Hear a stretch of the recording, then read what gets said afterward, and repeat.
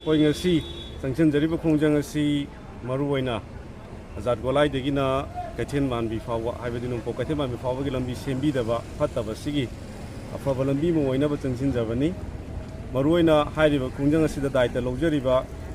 Yairipok to Nongpok Keithelmanbi Road Development Organization masi laikai sigi haibadi azad golai degina Keithelmanbi fawa gi manungda lairiba club mapan club hai khungang mapan gi club mera paibi singna pullaga semjaba dugum organization na changsinjarapa haibadi tangani degi horaga makhal makha kaya ge tongan tongan ba changsinjarapa agitation sing adu da mapung phada dana ngasi si ekoi ngarang haibadi ngasi ge hing nongai degi horakanda 40 hour ge total shutdown toramba adu koi local MLA ga maga koi ga karigum bakhara da yanaba makhak purakpadagi ngasi gi koi total shutdown asi handokjare haibadi yanariba wafam si maruaina tang tara mangadagi organization asiga club singa khusan naraga lairiba lambi sigi demarcation tawbada mahana changma metin pibiraga demarcation gi daita na club amasung organization na lobiba aduga akoina lojarakan demarcation tawruba bagi numit mangani piraba matung that 20 dagi mana blood topping gi process ase hogani haidana sigi assure haidi thajaba piramba dagi hairiba khongjang ase handukjabani adubu karigumba hairiba that 20 sida local MLA na piramniba thajaba sida mana thabak to onthok pirektaba taragadi masigi hek nonganba haibadi da 21 dagi akoi makha taba tongan tongan ba akanba khongjang kaya tangsi langnabagi damakta organization amasung lairiba village singsi khungang singsi mera paibi club kaya ga punsi lakanda ahenba sidagi na kanba khongjang kaya sangsinaba sem saraga lairi haibasi masu miyamda hana khanganjari aduga loinana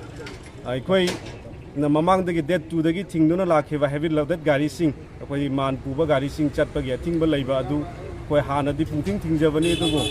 leiba ki sigumba lambi sembagi sagani haibagi yanaba ma lakpagi iroinana miyamgi yengjarakanda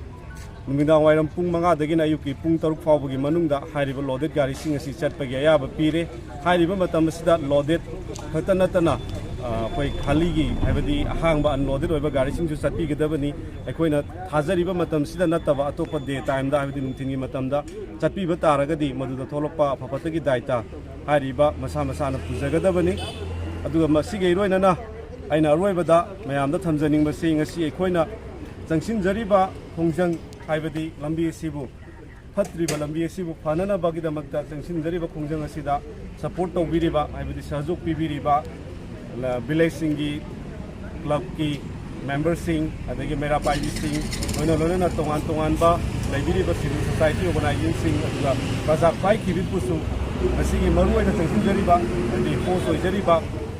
Yairipok to Nongpok Keithelmanbi Road Development Organization gi baikai digi hainingai leitana thagaba khongduk chabaga loina na makha taba khongjing singdasu makha taba thabak tharom singdasu miyamna support pibi gani